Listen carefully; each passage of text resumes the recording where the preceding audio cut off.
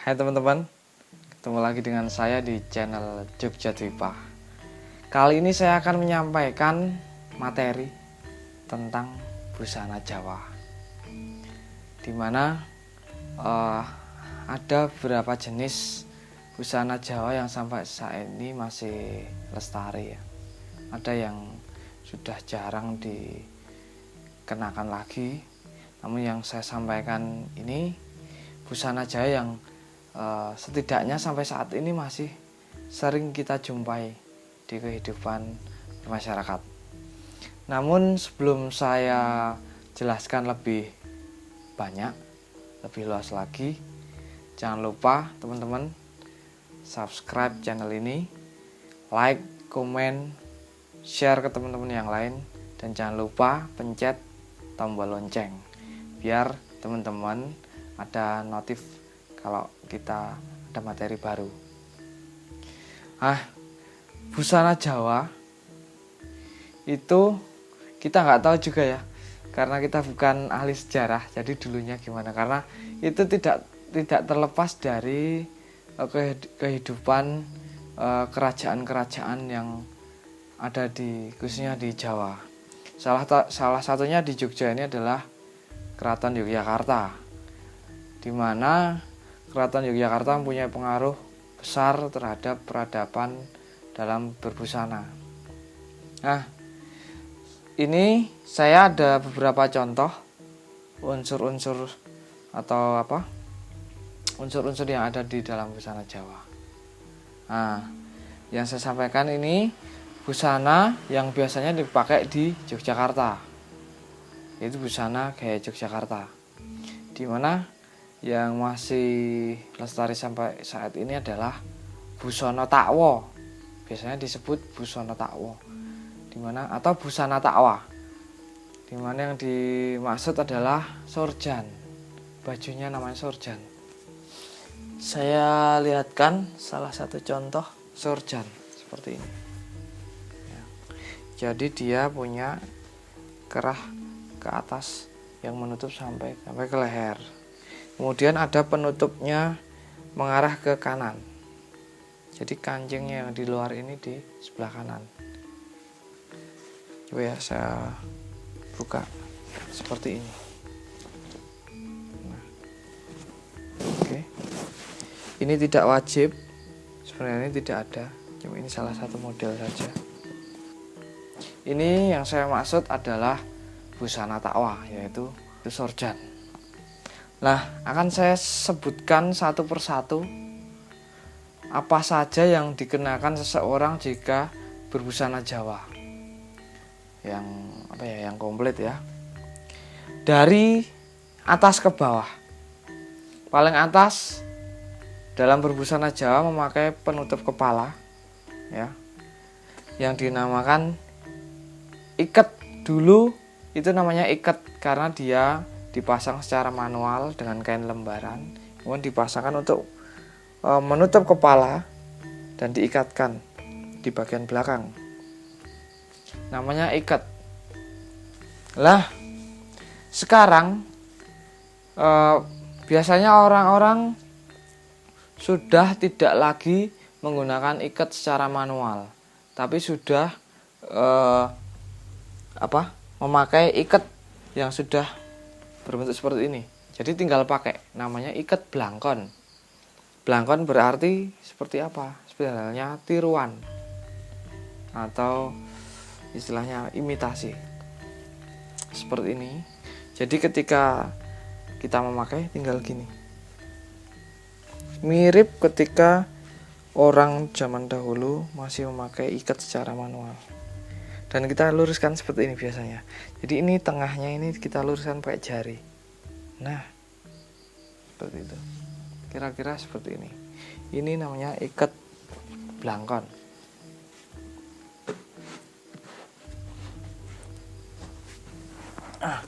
Kemudian di bawahnya ada sorjan. Yang biasanya dipakai adalah sorjan yang saya sudah katakan. Ada beberapa macam motif sorjan. Yang saya ketahui ada lurik, ada juga dam kecer atau apa ya istilahnya ya, dam kecer. Kemudian ada sembagen, ada polos, ada embang batu dan lain sebagainya. Banyak motif-motifnya ya, angkin dan lain sebagainya. Nah, di sini saya beri contoh motif-motif lurik. Ini ya, lurik seperti ini. Ya. Ada juga yang seperti ini, macam-macam. Dan besar kecilnya motif juga macam-macam ini. Ya. Kemudian seperti ini, agak besar lagi. Atau seperti ini, kecil-kecil. Ini yang saya maksud tadi, dam kecer atau apa ya istilahnya ya. Nah, seperti ini. Mirip lurik. Kayak dom itu atau jarum ya. Dom itu jarum, kecer jarum yang berceceran. Seperti ini. Nah, ini dam kecer. Oke. Kemudian ini sorjan, juga masih sorjan. Sembagen atau sembagi. Sembagi itu motif-motif yang apa ya, seperti ini. Bunga-bunga, daun-daun, dan apa, lung-lungan atau ukiran tertentu. Ini sembagen. Seperti ini. Per motif ya. Seperti ini.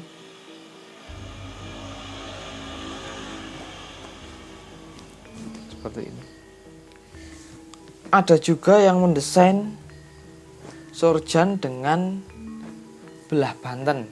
Yang dinamakan belah Banten itu adalah pada pucuk lengan. Di sini ada apa? Kancingnya. Jadi bisa dibuka dia. Nah, ini kancing ini jumlahnya ada 5. Namanya belah Banten. Karena dulu konon katanya terinspirasi dari desain pakaian yang ada di daerah Banten. Zaman dahulu biasanya digunakan oleh kalangan para santri di daerah Banten. Ya. Kemudian ada sorjan polos seperti ini. Ya. Nah, sementara yang saya punya ini. Ada juga motif lain seperti angkin yang berbahan angkin, ada juga yang bang batu dan lain sebagainya, masih banyak sebenarnya ya. Kemudian selain baju takwa yang saya maksud sorjan, ada juga baju yang lain, yaitu beskap. Bawahannya pakai jarik juga, pakai belangkon juga, namun bajunya enggak sorjan, bisa pakai beskap seperti ini. Sebenarnya ini tidak biasanya tidak dilipat ya. Ini cuma untuk praktek kita saja biar praktis. Sebenarnya dia harus seperti halnya jas, jangan dilipat. Dia pakai ada hangernya ya. Seperti ini. Ini beskap. Dia ininya lurus. Ya. Kalau sorjan tadi dia ke sana. Itu ya teman-teman. Ini contoh beskap.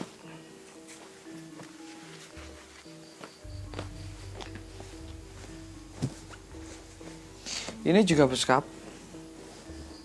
Macam-macam warnanya, macam-macam hiasannya. Ada yang polos, ada yang dikasih ini ya les atau pelisir. Kemudian masih ada busana yang dipakai untuk menutup badan, yaitu tadi sudah sorjan, beskap, sekarang peranaan. Ini namanya peranaan. Bedanya dengan sorjan dan beskap adalah kalau peranaan motifnya untuk ini sebenarnya dipakai untuk kalangan di dalam keraton. Abdi dalam keraton dan sebagian bangsawan. Nah, motifnya ini namanya, luriknya namanya lupat atau telupat. Lu itu 3, pat itu 4 atau papat atau 4. Jadi di sini ada garis 3 garis 4, garis 3 garis 4 secara selang-seling ya. Bedanya peranaan adalah bentuknya sama, namun kancingnya hanya sampai dada.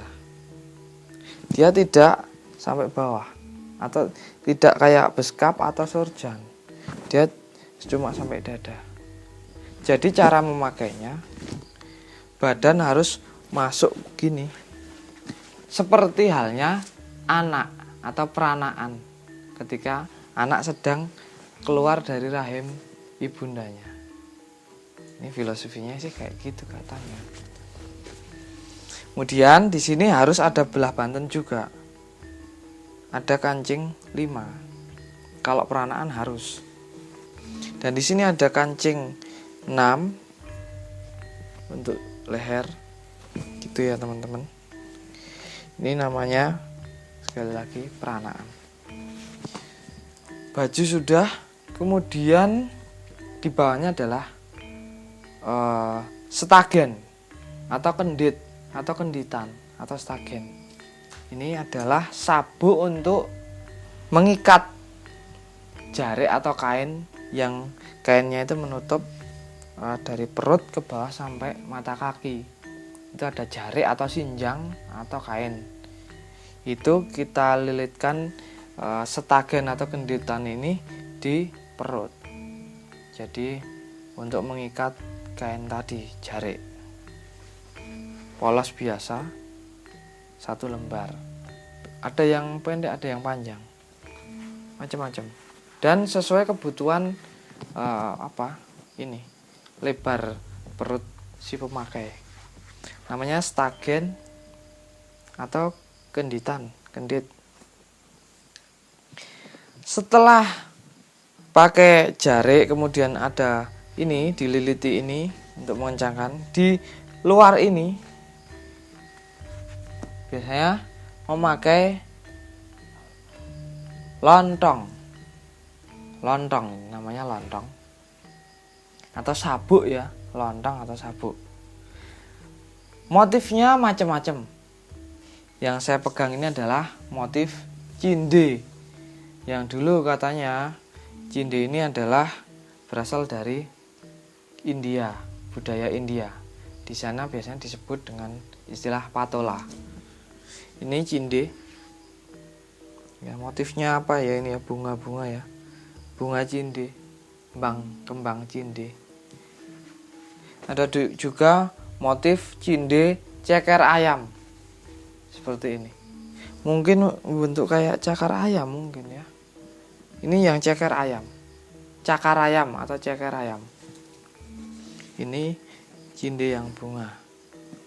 Kemudian bisa juga cinde yang tenun seperti ini. Dihasilkan dengan cara ditenun. Dan masih banyak lagi macam-macam cinde. Ini yang sebatas yang saya punya saja. Kemudian bisa juga motif ini apa ya ini, kelapa ngentup merah dan hijau tua. Ini namanya apa ya? Motifnya namanya kelapa ngentup. Dibuat dengan cara dijumput atau jumputan. Jadi ini ditali ya, ditali ya, sehingga dia nggak kena airnya. Jadi putih. Yang kena air yang ini sama ini. Ini juga jumputan. Ini motifnya seperti ini, ya.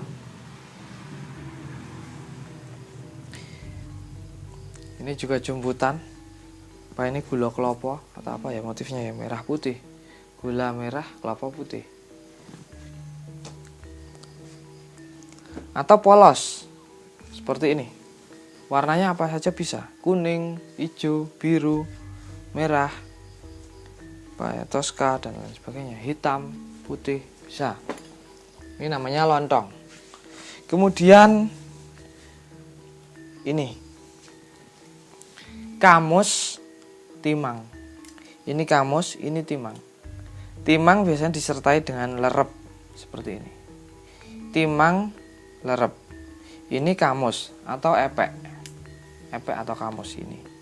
Ini namanya kamus kristik Jadi dibuat dengan cara dianyam secara kristik, dengan benang kristik ya. Ini timang, ini lerep. Ini kamus atau epek. Berbagai macam kamus kristik, motifnya macam-macam. Begitu juga dengan timangnya. Seperti ini bisa. Atau gesper ya, timang atau gesper. Seperti ini juga bisa ya. Atau seperti ini, bordir benang emas juga bisa dengan timangnya. Atau bahkan polos, hitam polos, atau hitam polos seperti ini dengan gesper, lambang keraton, hobo, Praja Cihna, polos. Atau kamus dengan bordir juga benang emas dengan logo Praja Cihna, hobo. Begitupun juga dengan gespernya, dengan kancingnya ada asra juga ya. Kemudian setelah jarik dikasih stagen, lontong, kemudian kamus timang, pakailah keris. Keris atau dalam bahasa Jawa duwung atau wangkingan. Oke, ini. Kemudian di dalamnya itu ada bilah, biasanya disebut dengan tosana aji atau besi yang ada nilainya.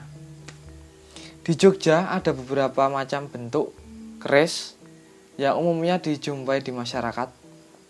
Yang pertama, ini. Keris branggah dengan bentuk sedemikian rupa. Bismillah ya, kita lihat bilahnya. Seperti ini bilahnya, contoh bilahnya. Terbuat dari besi baja dicampur dengan batu meteor. Ini bentuknya, warangkanya adalah branggah.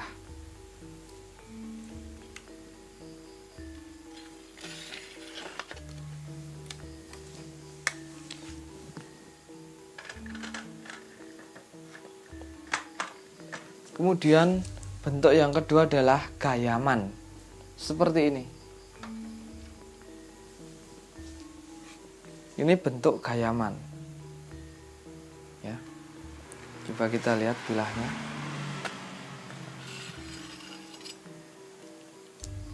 Seperti ini. Bilah Maesa Lajer dengan pamor Pulo Tirta.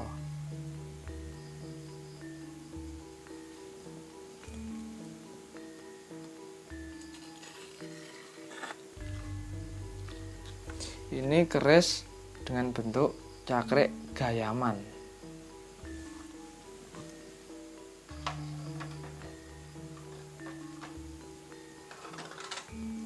Kemudian ini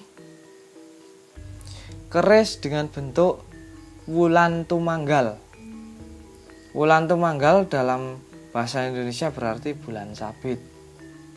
Sudah dapat diketahui bahwa bentuk di sini menyerupai bulan sabit. Ini wulan tumanggal. Coba kita lihat.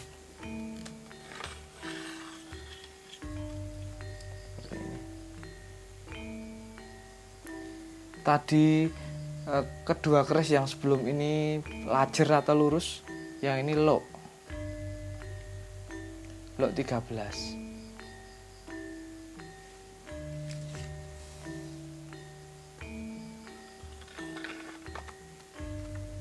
Ini keris dengan bentuk wulan tumanggal.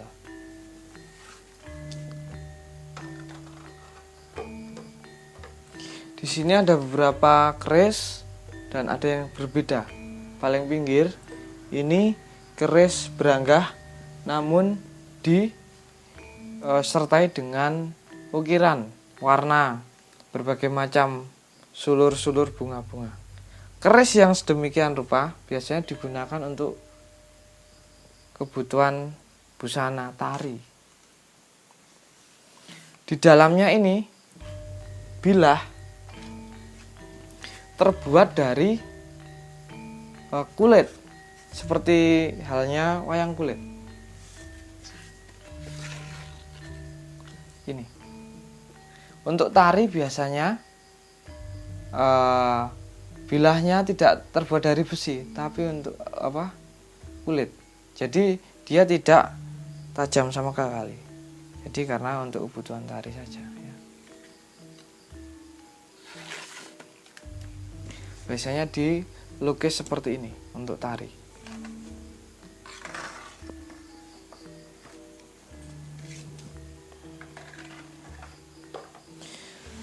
Kemudian setelah keris tadi ya saya sudah ceritakan, bawahnya adalah jarik atau sinjang atau kain, dipakai dari perut ke bawah sampai menutup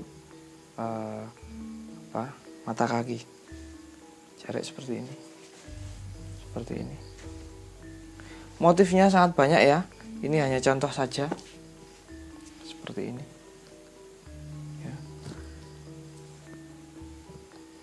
Ini jarik, macam-macam kain seperti ini.